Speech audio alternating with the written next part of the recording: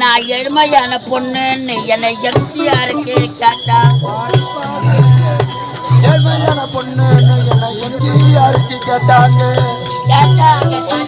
என்னை கேட்டவங்க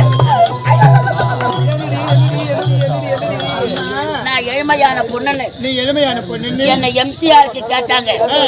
என் அழக பார்த்து அவர் மெரினா பீச்சிலே மலாந்துங்கிறாரு. பாடி அடிச்சிட்டு இருக்குது. நான் அது மட்டுமா நான் ராசியான பொண்ணுன்னு என்ன ராஜீவ் காந்தி ராஜியான பொண்ணு என்னை ராஜீவ் காந்திக்கு கேட்டாங்க. நான் ராசியான பொண்ணு நீ ராசியான பொண்ணு என்ன ராஜீவ் காந்தி கேட்டாங்க.